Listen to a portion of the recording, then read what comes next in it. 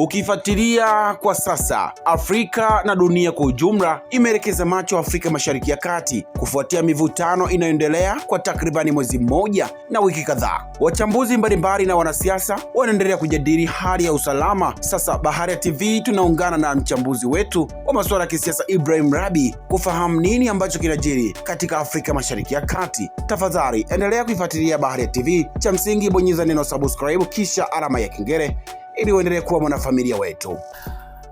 Rais Donald Trump alivyokuwa akiongea na vyombo vya habari baada ya kupewa taarifa na Caroline Levitt kuwa ni kweli ndege zetu mbili zimeangushwa, alivyokuwa anazungumza na vyombo vya habari akasema kuwa haijalishi wameangusha ndege zetu, lakini sisi tutaendelea na mazungumzo nao.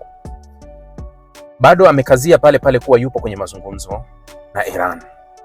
Bado yupo kwenye mazungumzo na Iran. Sasa kuna hili la jana ambalo lilitokea juzi Alhamis. Irani walitoa taarifa ya kuidungua ndege ya F-15 kwenye mfereji wa Hormuz, sehemu hiyo hiyo ambayo jana walithibitisha waliangusha A-10. Nielewe, juzi Irani walitoa taarifa wakasema tulidungua ndege ya F-15 ambayo ilikwenda kutumbukia moja kwa moja kwenye maji.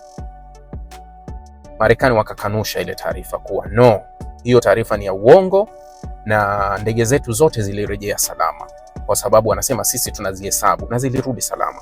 Sio taarifa ambayo Irani walisema.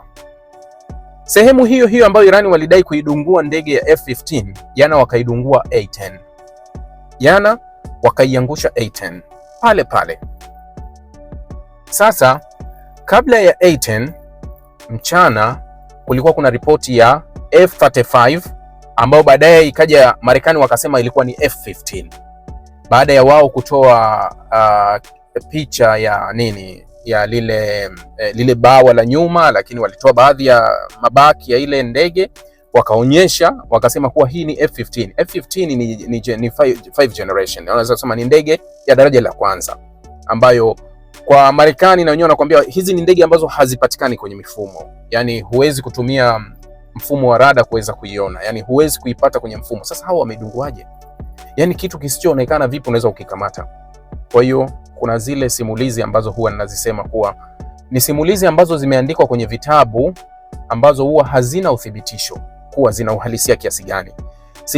Simulizi hizi zimejikita sana kwenye silaha, hasa silaha za magharibi. Unapewa mfumo wa ulinzi wa anga, unaambiwa huu ni mfumo ambayo hamna kombora lolote litapita, lakini haukujaribiwa popote. Haukufanya majaribio. Unapokuja kukutana na mfululizo wa makombora, ule mfumo unashindwa kufanya kazi.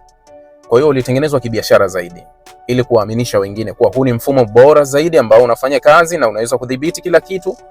Labda jibu linaweza likaja hivyo. Sasa hii kitu ukweli kuwa si sawa. Watu wanaweza kudhani ni sawa. Si sawa. Mambo hayako hayako kwenye mteremko.